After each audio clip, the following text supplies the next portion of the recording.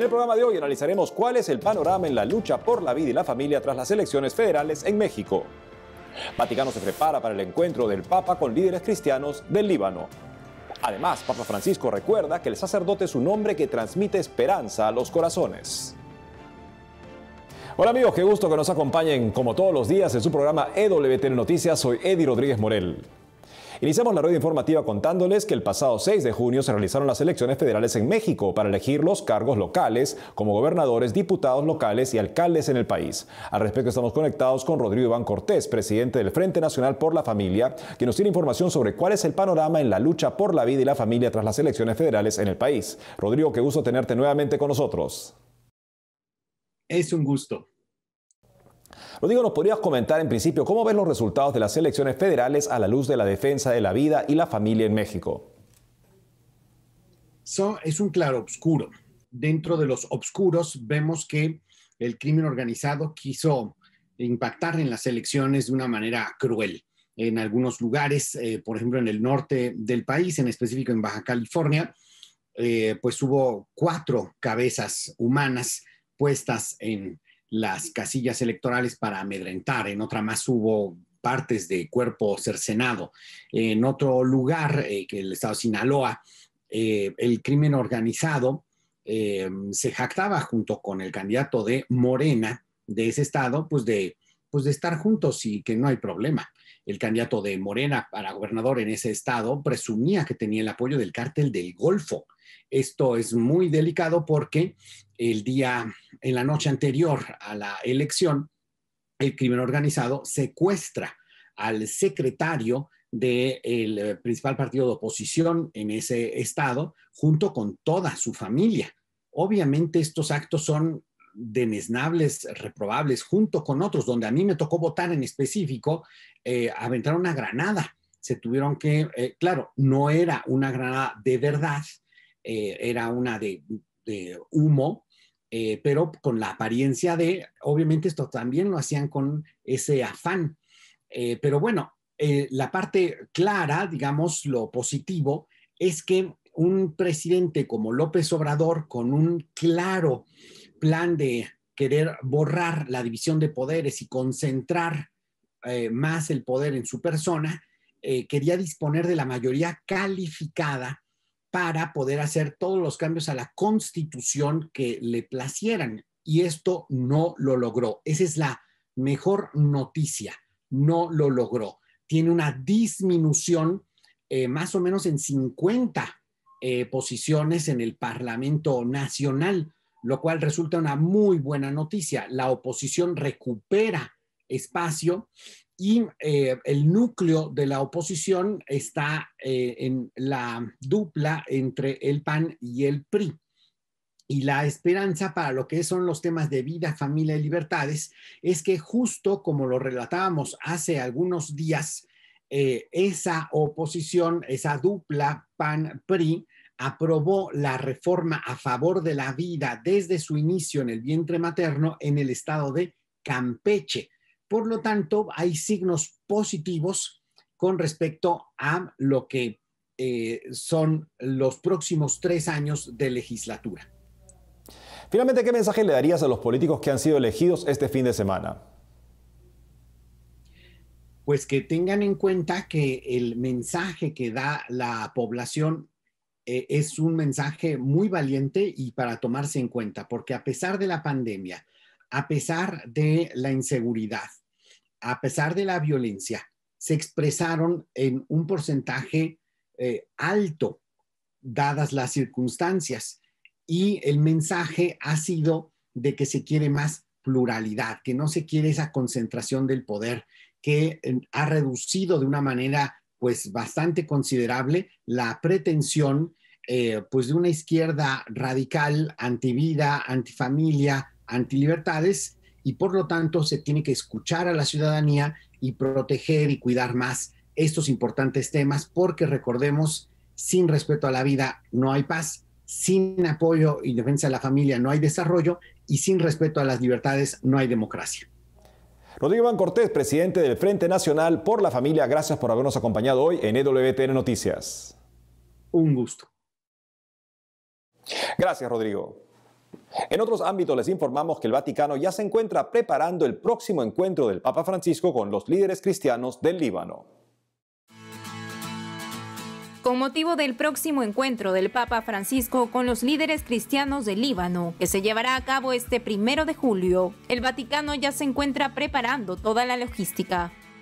En ese contexto, según anunció el Santo Padre, al término del rezo del Ángelus del pasado 30 de mayo, esta reunión se tratará de una jornada de reflexión sobre la preocupante situación del país en Oriente Medio y para rezar juntos, en la cual participarán líderes de las comunidades cristianas presentes en el Líbano por el don de la paz y la estabilidad.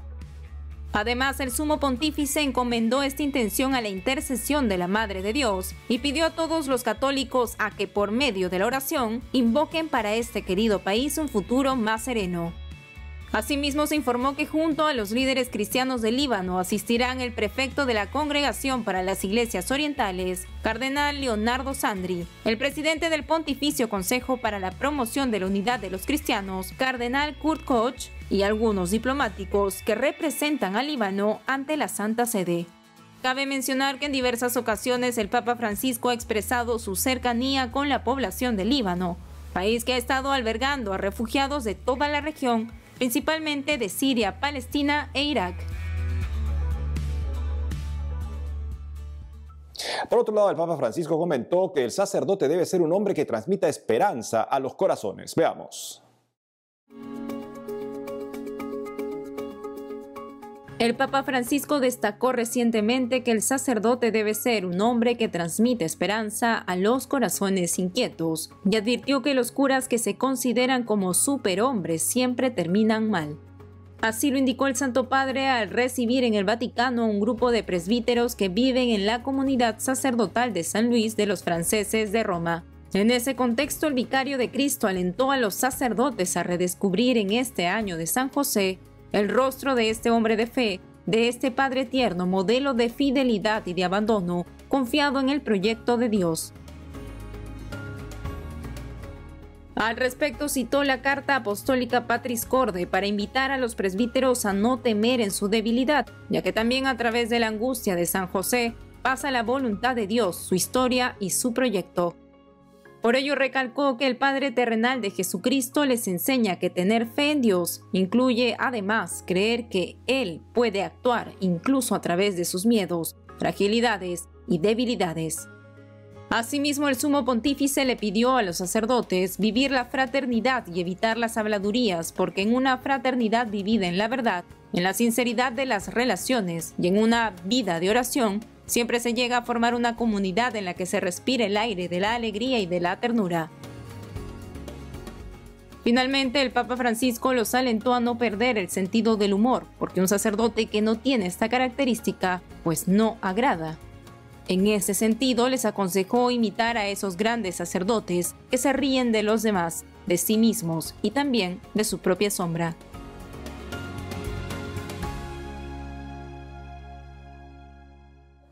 En otras informaciones, los obispos de Europa y África hicieron un llamado a trabajar juntos por la dignidad humana.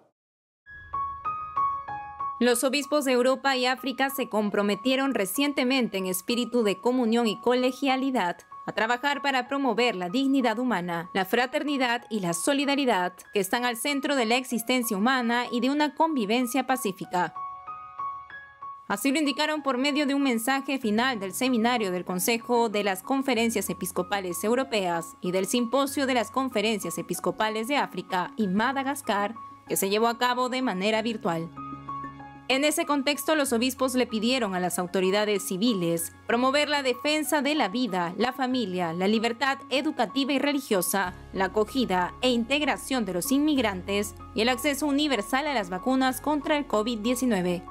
Asimismo, recalcaron que como hijos únicos del Padre Creador, toda la sociedad debe estar abierta hacia los otros y trabajar de esta manera intensamente para construir una fraternidad auténtica, y no solo entre las comunidades locales, sino también con personas de diferentes orígenes culturales, identidades raciales y étnicas, opiniones religiosas y políticas y situación social y económica. Finalmente, el comunicado subrayó que en un mundo lleno de actitudes de odio, hostilidad y extremismo, de violencia y derramamiento de sangre, todos debemos estar invitados a abrazar el llamado del Santo Padre al diálogo interreligioso como forma de estimular la amistad, la paz y la armonía y de garantizar la libertad religiosa, la cual es un derecho humano fundamental para todos los creyentes.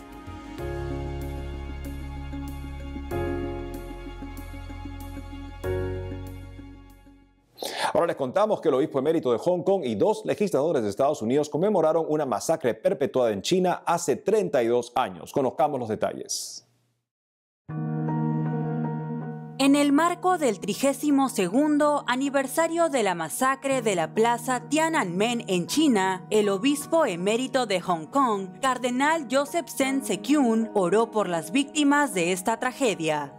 Como se recuerda, el 4 de junio de 1989, con tanques y disparos, el gobierno mató a miles de manifestantes chinos después de casi 2 meses de protestas a favor de la democracia en la plaza Tiananmen de Beijing. Al respecto, el cardenal Sen manifestó que en memoria de los fallecidos, su oración es que el Señor guíe a los gobernantes a caminar por el camino de la justicia y la paz. En esa línea, autoridades de ambos lados del espectro político estadounidense también se manifestaron ante el aniversario de la masacre. Por su parte, el secretario de Estado de Estados Unidos, Antony Blinken, señaló que los manifestantes de Tiananmen tenían una petición noble y sencilla: el reconocimiento y respeto de los derechos humanos. No obstante, las autoridades de la República Popular China, en lugar de atender esta solicitud con dignidad y un debate abierto, respondieron con violencia. En ese sentido, la presidenta de la Cámara de Representantes, Nancy Pelosi, afirmó que el 4 de junio es una fecha que está y siempre debe estar grabada en la conciencia de todas las personas amantes de la libertad por la horrible masacre vivida en Beijing. Asimismo, indicó que si bien China ha cambiado durante la última generación, el terrible historial de derechos humanos de su gobierno no lo ha hecho, y por ello la comunidad internacional debe continuar hablando enérgicamente, con una sola voz, en defensa de todos los perseguidos. Es preciso mencionar que las autoridades de Hong Kong, por segundo año consecutivo, redujeron los eventos planificados para conmemorar la masacre, supuestamente por situaciones relacionadas con la pandemia. Amigos, tenemos que hacer una pausa, pero al volver, Conferencia Episcopal de Colombia realizará Encuentro Nacional de Movimientos Eclesiales de Familia. Además, se abren inscripciones para ser líder de la campaña de 40 días por la vida. Ya volvemos con más información en EWTN Noticias.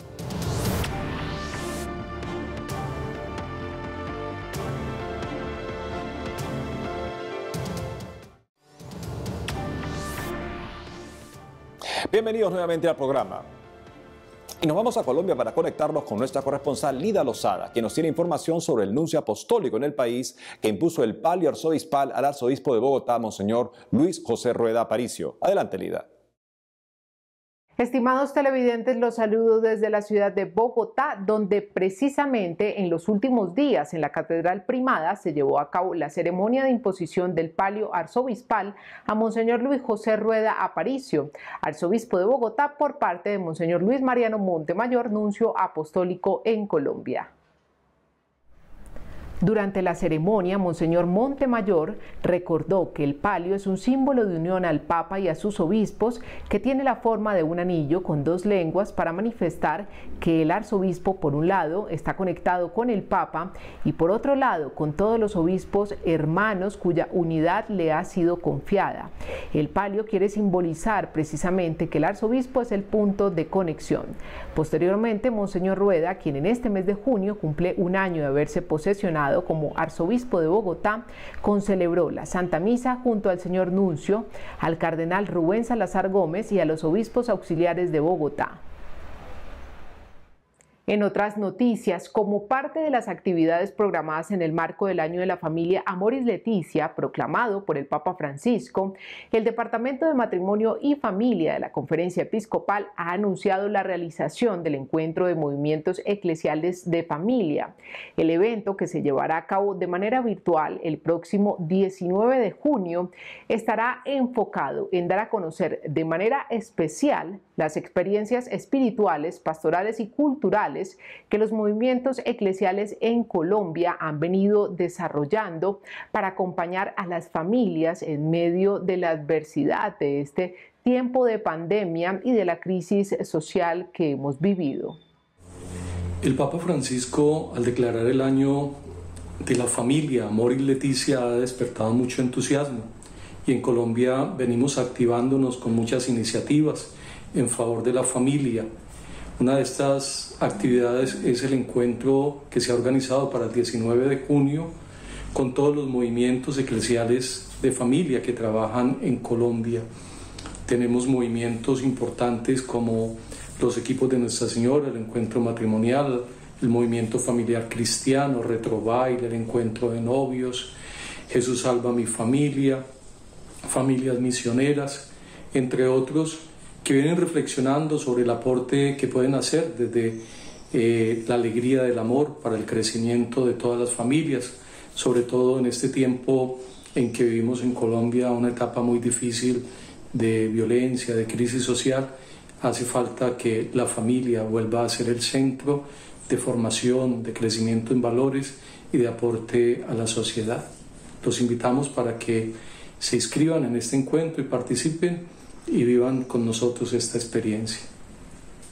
Precisamente las inscripciones para participar en este encuentro se pueden realizar a través de la página web de la Conferencia Episcopal. Muy bien, hasta aquí las principales noticias de la Iglesia desde Colombia. Gracias a ustedes por estar atentos. Continuaremos trabajando para compartirles más información. Gracias, Lida, por lo informado. En otras noticias, el arzobispo emérito de Filadelfia, en Estados Unidos, Monseñor Charles Chaput, expresó que algunos obispos católicos cumplieron demasiado con las restricciones de la pandemia. Conozcamos a qué se refirió. El arzobispo emérito de Filadelfia, en Estados Unidos, Monseñor Charles Chaput, manifestó que algunos obispos católicos del país estaban demasiado conformes con las restricciones estatales y locales impuestas sobre los templos católicos durante la pandemia. De acuerdo al prelado, el no acercarse a las personas que están solas y que sufren y mueren en un momento como la actual crisis sanitaria demuestra una falta de iglesia que resulta perjudicial para todos los involucrados. En esta línea, Monseñor Chaput explicó que algunos obispos católicos han luchado para mantener sus iglesias abiertas en medio de las restricciones por la pandemia del COVID-19, pero señaló que otros eran demasiado obedientes con lo determinado por las autoridades. No obstante, el arzobispo contó que comprendía esta última postura de los prelados u otros líderes de la iglesia, ya que el ser cooperativo es una parte esencial del cristianismo para servir al bien común. Sin embargo, destacó que a medida que pasó el tiempo y las autoridades católicas vieron el efecto de las restricciones en sus jurisdicciones, considera que debieron haber insistido más en estar disponibles para las personas que necesitaban su atención, tomando en cuenta que sus iglesias estaban recibiendo un trato desigual a comparación de otros segmentos de la sociedad. Cabe mencionar que todas estas declaraciones de Monseñor Charles Chaput fueron dadas durante una entrevista concedida al servicio de transmisión de Fox News, Fox Nation, con motivo de su nuevo libro titulado Cosas por las que vale la pena morir, pensamientos sobre una vida que vale la pena vivir.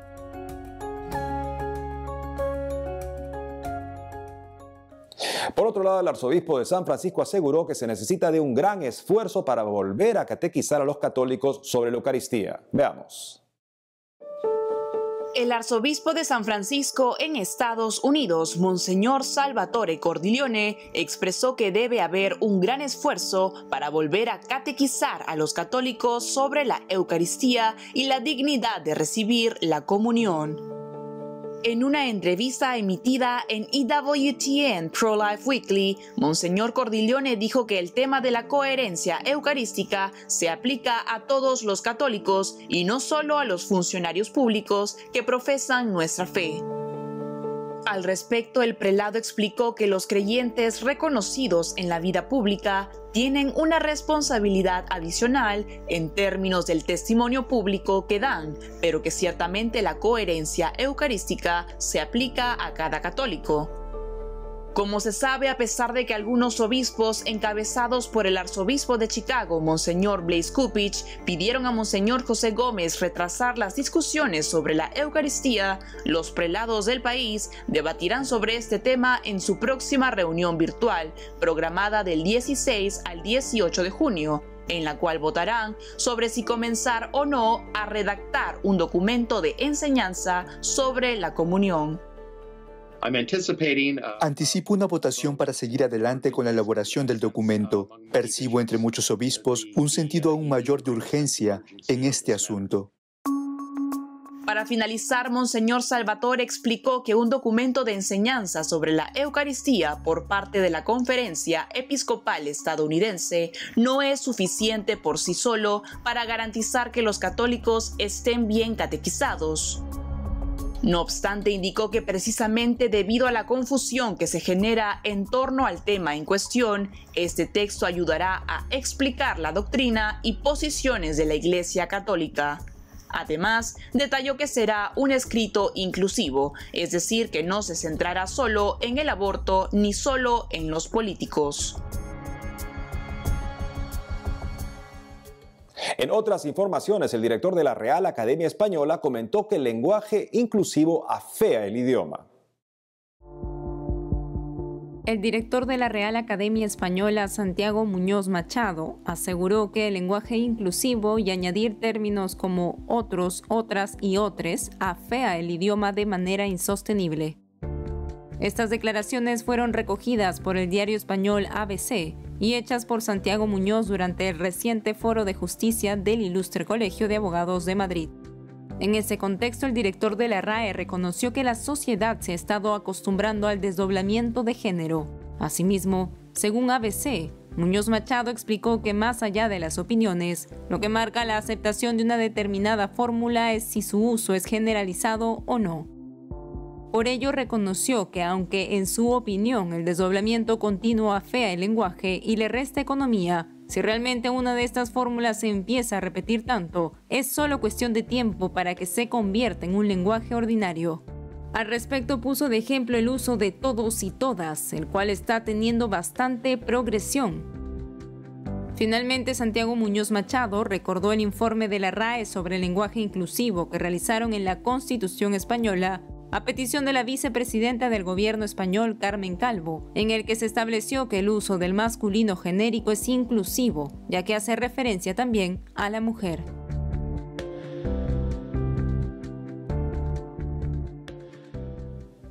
La ideología afea la vida. Todos y todas, hermanos y hermanas. Una duplicación innecesaria, según nos recuerda la Real Academia. Al menos eso.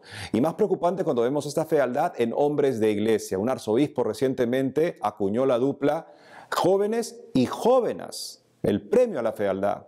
No seamos sus cómplices. Parte de la misión que nos da el Señor es cuidar todo lo bello de la vida, entre ello el idioma bien hablado. Ahora nos conectamos rápidamente con nuestra corresponsal en El Salvador, Sara Larín, que nos informará sobre el estreno de la película Corazón Ardiente, que llegará a los cines de Centroamérica. Te escuchamos, Sara. Hola amigos, los saludo desde la ciudad de San Salvador para informarles que pronto se llevará a cabo el estreno de la película Corazón Ardiente sobre el Sagrado Corazón de Jesús en los cines de Centroamérica. Corazón Ardiente es una película sobre la devoción al Sagrado Corazón de Jesús. Su estreno se llevará a cabo este próximo 10 de junio del año 2021 en los cines de El Salvador, Honduras, Nicaragua, Guatemala y Costa Rica. Su exhibición es gracias al Festival de Cine Católico y al programa de cine con valores de Cinemark Centroamérica. La trama de la cinta cuenta con testimonios y una narración de tipo documental sobre los mensajes del Sagrado Corazón de Jesús a Santa Margarita de Alacoque y al Beato Bernardo Hoyos sobre el amor y misericordia de Dios. En otras noticias, les comento que grupos pro vida en El Salvador denuncian una nueva manipulación mediática a favor de la despenalización del aborto en este país.